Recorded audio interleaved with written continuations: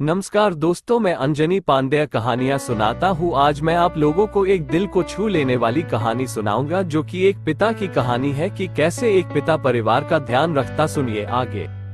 ये स्टोरी शुरू होती है जब मैं घर से गुस्से में बड़बड़ाते हुए निकल आया था और बस स्टैंड की तरफ आगे बढ़ने लगा। मैं मन ही मन बड़बड़ा रहा था, पता नहीं कितने पैसे छुपा के रखे हैं, लेकिन मेरे लिए एक बाइक नहीं ले सकते। अब मैं यहाँ से चला जाऊंगा और तब तक वापस नहीं आऊंगा जब तक मैं खुद के पैसों से बाइक नहीं खरीद लेता। इतना सोच ही रहा था, तभी मेरे पैर में मुझे कुछ चुभने का एहसास हुआ। नीचे देखा तो समझ आया कि जल्दबाजी में पापा के जूते पहन आया हूँ। उन जूतों में कील उभरी हुई थी, जो मेरे पैर में बार बार घाव किए जा रही थी। लेकिन उस समय गुस्सा अधिक था, तो मैं बड़बड़ाते हुए आगे बढ़ गया। एकाएक मुझे याद आया कि मैं पापा का पर्स भी साथ ले आया हूँ। मेरे खुराफाती दिमाग में एक ख्याल आया, क्यों ना आज पापा का पर्स चेक किया जाए, जिसे आज तक उन्होंने किसी को हाथ तक नहीं लगाने दिया था। पता नहीं कौन सा खजाना छुपा है इस पर्स में, जो किसी को हाथ नहीं लगाने देते थे। जब मैंने पापा का वो पुराना पर्स खोलकर देखा तो उसमें पैसे तो नहीं मिले, लेकिन पैसों की जगह पर एक डायरी रखी हुई थी। तब मैंने सोचा, ओ तो यहाँ खजाना छुपा रखा है। मैं समझ रहा था कि यहाँ पापा ने लिखा होगा कि किस से कितने पैसे लेने हैं और किसको कितने पैसे दिए हैं, लेकिन मैं गलत था। जब मैंने उस छोटी सी डायरी का पहला पेज खोलकर देखा तो वहाँ पर जो लिखा था वो थोड़ा सीरियस कर देने वाला था। डायरी में जो लिखा था उसे पढ़ने के बाद मेरे चेहरे पर जो एक्सप्रेशन थे वह गायब हो चुके थे, क्योंकि डायरी में वैसा कुछ नहीं था जैसा मैं सोच रहा था। वहाँ पर उन पैसों का हिसाब लिखा हुआ था जो अलग अलग कामों के लिए अलग अलग लोगों से उधार लिए गए थे। उस लिस्ट में कंप्यूटर के नाम पर भी पैसे लिए गए थे।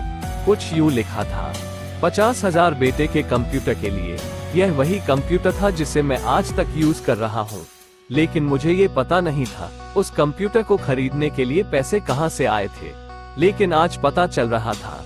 मुझे आज भी याद है जब मैंने पहली बार कैमरे के लिए जिद की थी, जो मेरे पापा ने मुझे 2 हफ्ते बाद मेरे बर्थडे पर ला कर दिया था, जिसे देखकर मैं बहुत खुश हुआ था। और मुझे खुश देखकर मुझसे कहीं ज्यादा अगर कोई खुश था तो वह थे पापा। अब मेरे चेहरे से गुस्सा एकदम गायब हो चुका था। जब मैंने आगे का पन्ना पलटा तो वहाँ पर कुछ विशेष इच्छाएं लिखी हुई थी।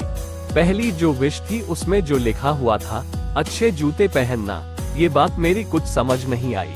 तभी मेरा पाँव अचानक सड़क पर भरे हुए पानी पर जा पड़ा और तभी मेरे पाँव में कुछ गीलीपन होने का एहसास हुआ। जब मैंने जूता उतार कर देखा तो उसका तला टूटा हुआ था। ये देखकर मुझे डायरी में लिखी बात याद आ गई।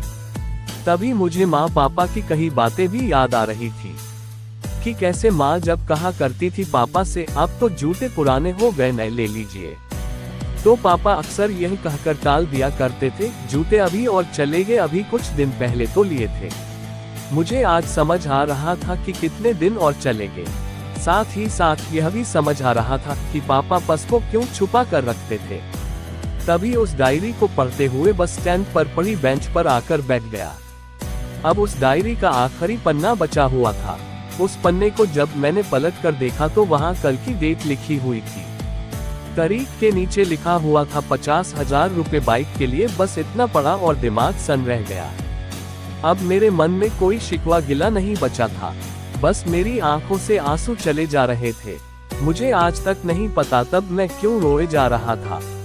अब मैं जल्दी से घर की तरफ भागा, लेकिन जूतों की वह कील पाँव में अब तक घाव बनाने में कामयाब हो चुकी थी।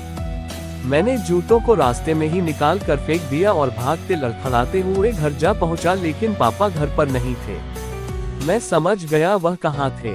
मैं सीधा पास वाली बाइक एजेंसी की तरफ भागा।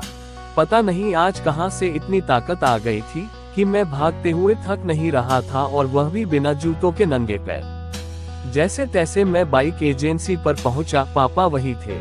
मैंने पापा को दौड़कर गले लगा लिया और मेरी आंखों से आंसू रुकने का नाम ही नहीं ले रहे थे। पापा को समझ नहीं पा रहे थे आखिर हो क्या रहा है, मैं क्यों रो रहा हूँ। मैंने पापा से कहा, पापा मुझे मोटरसाइकिल नहीं चाहिए, आप अपने लिए जूते ले लीजिए। अब आज से मैं जो भी करूँगा अपनी मेहनत से अपने बलबूते पर पढ़कर करूँगा। दोस्तों, बस इतनी सी थी ये कहानी।